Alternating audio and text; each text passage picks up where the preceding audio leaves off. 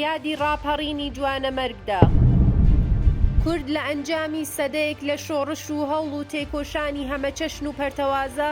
هەروەها لە پایدەیان سەرکوتکردن و کۆمەڵکوژی و زوڵم و ناهەقی دوجار لە بەهاری 1991 ڕاپەڕی و ڕژێمی باسی عێراقی لە باشووری کوردستان ڕاماڵی. ئەوەش چەندین دەستکەوتی گرنگی لەگەڵ خۆی هێنا و بوو بە دەرفەت بۆ هەناسەیەکی ئازادی بۆ خەڵکی باشووری کوردستان.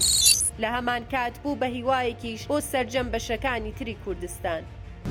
خەڵکی ئەو هەرێمەش کە بە تاسوەشقەوە باوەشیان بۆ ڕۆژێکی نوێی تێکۆشان و بڵندکردنی ئەو دەستکەوتە کردەوە، ئەو دەم پێ ئاگا بوون لەوەی هەندێ لایەنی بەناو کوردایەتی هەڵپەرستانە بە شەرواڵ و کراسێکی چرچەوە لە ئێران و ڕووسیاوە دەهاتن، یاخود کەمێ پوشتە و پەرداختر بە چاکەت و پانتۆڵی وڵاتانی ئەوروپی و ئەمریکیدا دەگەڕانەوە. ئەوان ئەو چڕنۆکەی کە خوێنی شەڕی براکوژی ساڵانی هێشتا و هەفتاکانی بەر لە ڕاپەڕین لە بێخەکانی داوش بووە و چڵک و پیسی لێ نیشت بوو، لە ڕاپەڕینی گەلی کورد گیر دەکەن و خۆیان وەک پاڵەوانی گۆڕەپانەکە دەناسێنن، هەریەکە دەستیاندایە پارچە پەڕۆیەک و کردیان بە ئاڵای سەراپای قوربانیانی ڕاپەڕین. ئەوان بەر لە دەستبردن بۆ سامانی ژێرزەوی و کانزا و نەوت و غاز کە ئەمڕۆ دەیکەن، سەرەتا دەستیان کرد بە تاڵانی و ئەو ڕۆژەیان کرد بە سەرەتای ئاودیوکردن و بە تاڵانبردنی ژێرخانی ئابووری و پیشەسازی نیشتمان. سەرەتا بە ئاودیوکردنی شۆفڵ و گرێدەر و ئۆتۆمبیلی خۆڕەشن و کەرەستە گرانبەهاکانی دام و دەستگا حکومیەکان دەستیان پێ کرد تا کار گەیشتە بڕینەوەی دارتەلی کارەبا و کێبڵ و وایر و دینەمۆی دابشکردنی کارەبا و دوجار کەوتنە دەرهێنانی دەرگا و پەنجەرەی قوتابخانە و باخچەی ساوایانی منداڵان و بێشەرمانە هەرچیان بەردەستیان دەکەوت دەریان دەهێنا و ڕەوانەی وڵاتانی دراوسیان دەکرد.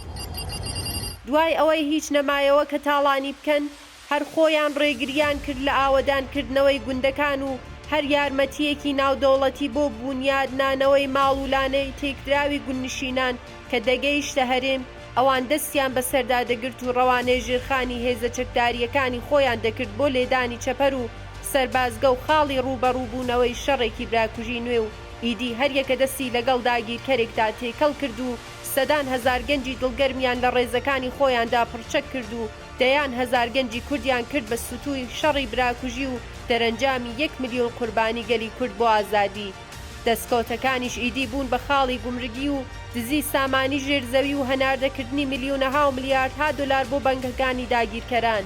دەستکەوتی ڕۆشنبیری شەودەم بوو بە کۆمەڵی قەڵەمفرۆش و شاعری جنێفرۆش بۆ گەرمکردنی ڕاگەیاندنی شەڕی براکوژی و ئەمەش مێژووی ئەو حکوومەت و ئیدارەی ئەمڕۆیە. ئەمڕۆ ئەوان ئەگەر گورگیش بن دەمێکە بە تۆبەی مەرگ گەیشتوون، خۆیان دەزانن کە بوون بە پەندی زەمانەی داروسوغرەیەکی داگیرکەران کە لە سەرەمەرگی خۆیدایە و ئاوی کەوسەریش پاکیان ناکاتەوە. ئەوان بۆ خۆیان لە هەمووان باشتر دەزانن کە ڕاپەڕینەکەیان ئەمڕۆ جوانەمەر کردووە و لە دوای خۆی نەوەیەکی نوێ و بێهیوای بەجێهێشتووە کە تا ئێستا نەیانتوانی وە لە چیای ئاگرینیش لە چاڵیان بنێن. ئیدی نە تورک، نە عەرەب، نە فارس، نە ڕۆم و عەجەم هەوساری ئەم ئێسترە تۆپیوەی دزەکانی ڕاپەڕینیان پێ بڵند ناکرێتەوە.